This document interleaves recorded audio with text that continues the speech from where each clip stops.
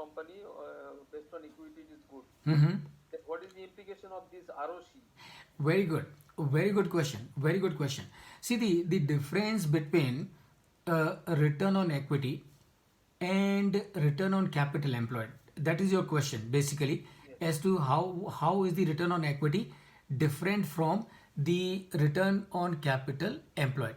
See, in case of return on equity, please remember, you are only looking at the return to the shareholders. So in case of return on equity, you are looking at only returns earned by the company only for the equity shareholders. Whereas in case of return on capital employed, ROCE gives you an idea as to what is the return not only to the equity shareholders but also to the lenders. So that is the difference between the return on equity and return on capital employed. I hope that answers your query. Yes, yes. Thank you, sir. Okay, very good, very good. Okay, any other question on The this? return on equity also known as EPS, earning per share. No, no, no. EPS is different. EPS is different from return on equity. Since you have mentioned it, let me explain to all of you. Please pay attention. A return on equity and earning per share are two different ratios altogether. Return on equity, as we have seen, how do we calculate it?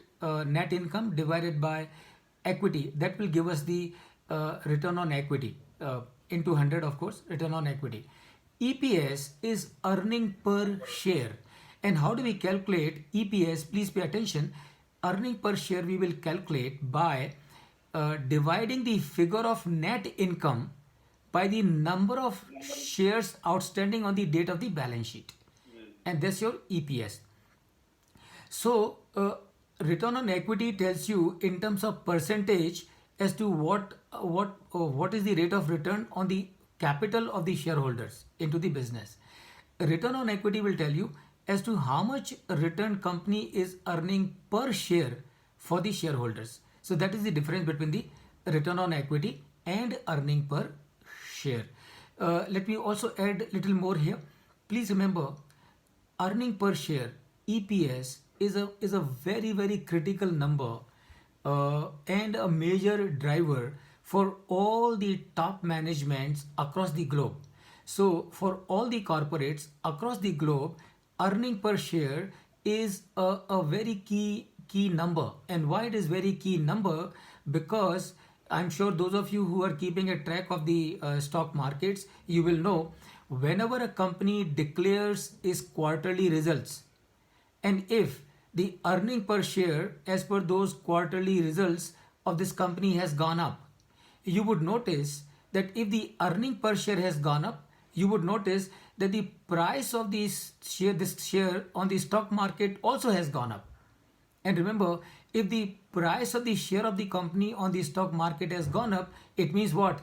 It means by default, wealth of the shareholders has also gone up. And that is why, remember, the top managements across the globe are always being driven by how to increase the earning per share. And remember, so everything that a business will do, whether it is organic growth, inorganic growth, or it is employing technology, or it is employing leadership, vision, research and development, you will realize that ultimate the focus while implementing all these initiatives is how to improve the earning per share. So this is the difference between the EPS and the return on equity, and also a little bit of elaboration and about the earning per share. Hope that answers your query. Yes. Okay, good. Okay, one more question I can take on profitability before I go to activity ratio. Okay, very good. So friends, let's now